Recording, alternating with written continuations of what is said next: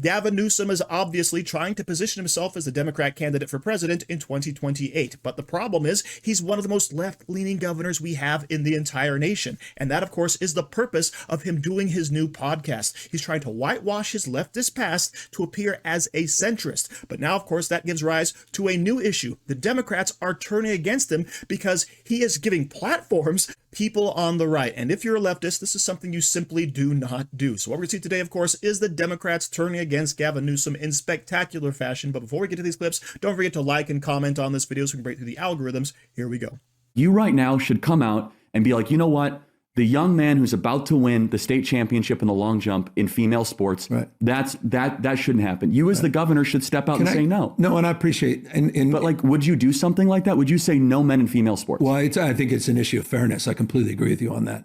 So that's easy to call out, the unfairness of that. This is part of the process to unwind you from being a globalist to make you a populist nationalist. It's a long journey. It's a long journey. It's a long journey, but I think you'll get there. This is part of the deprogramming, is it? I think that's a lesson that we learned after President Trump. And look, you know, we disagree on this, but President Trump won the 2020 election. It was really Bernie Sanders and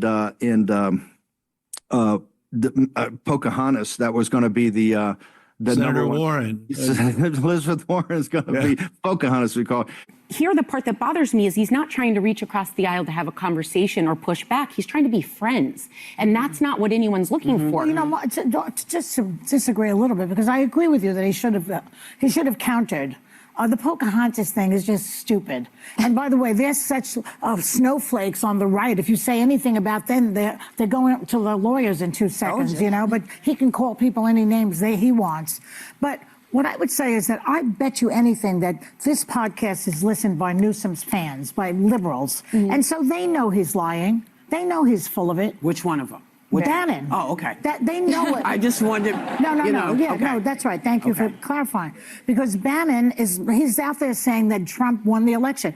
We know he didn't win the election, and people who are listening know that. Go on record and make him explain himself. He said, we disagree. We don't disagree. There's a fact-based research here. This isn't an opinion. I just think this is a poor strategy for Gavin Newsom. I actually did think that he was one of the leaders that would come out in terms of 2028. I remember watching his annual State of the Union address in California, and he criticized Republicans, and he promoted California as an antidote to the poisonous populism of the right.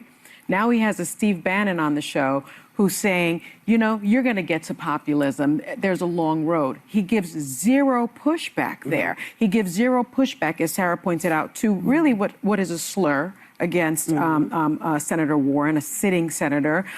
He gives a platform and normalizes, in my view, an election denier and someone who is the person who is behind Project 2025. And I believe that, you know, if you are going to be a public servant, you better be unapologetically authentic, because voters can sniff out inauthenticity in a second.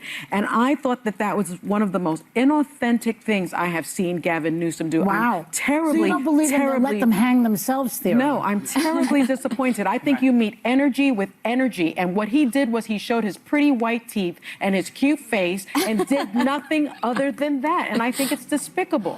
Sunny Hostin is both right and wrong here at the same time. Yes, voters can smell inauthenticity very easily, and right now Gavin Newsom is exuding it because he's basically reversed course on all of his previous stances, right? I mean, after all, the man signed a bill in California that said that stores had to integrate boys and girls' toys, right? Something so mundane as that. So, of course, he comes out and says that, yes, now, men obviously shouldn't compete against women in female sports, but he's not doing anything about it legislatively, right? He has the chance, he has the opportunity, but he's not going to act on it. Instead, he's just going to sit there and hope that the American people have forgotten about everything he has said and done previously. But the big problem Sunny Hostin has is that Gavin Newsom is not embracing his progressivism, right? And that's because he can read the room. He has to reinvent himself, because we just had an election where the American people ran away from progressive wokeism as fast as they possibly could. So he knows that if he wants to have a political future, he has to appear as a centrist moderate. But luckily, Sunny Hostin is just too ingrained in her own ideology to recognize this change in the country. But of course, other people who are recognizing the same fact are going to be Andrew Schulz and Charlamagne the God.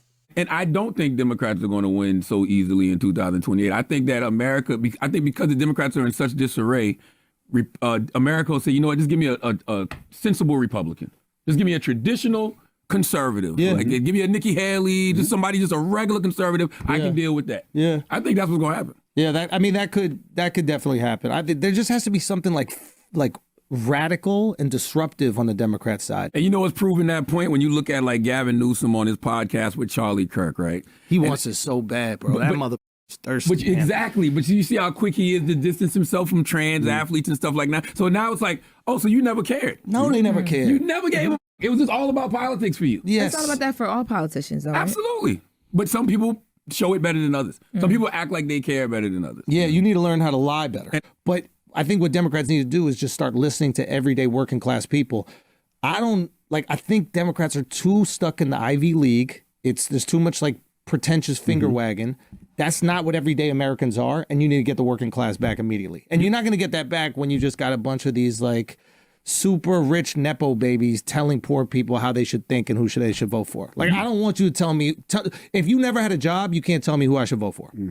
Simple as that. What people like about Trump, despite him being like a billionaire who got money from his dad, right?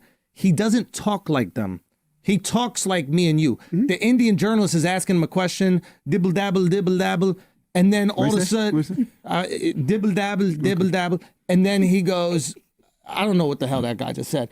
That to me is the most relatable thing I've ever seen in my entire life. I go, yeah, that's what I would have said. That's what he would have said. That's what you would have said if we were just hanging around on the corner talking. So they hit on this right at the beginning of the conversation. Gavin Newsom never cared, all right? He's someone who's trying to take advantage politically of whatever situation arises. He's a weather vane. He's going to go in the direction of the polling. And right now the polling says we are done with wokeness. We're done with DEI. We're done with CRT. And most of all, we're done with the trans garbage, all right? And Donald Trump comes across as authentic because he actually talks like a normal person and he says what he means. He may change his mind, but he's not going to make his decision based on current polling or popularity. And that, of course, is why Donald Trump seems much more authentic than Gavin Newsom. And that's why we have to keep every single thing Gavin Newsom has said for the last 8 years on record. So we can pull it out and say, oh, look, he's just a big lying flip-flopper. But then again, he is a Democrat. So thank you very much for watching. Don't forget to like, share, comment, subscribe, and say hi to your mom for me.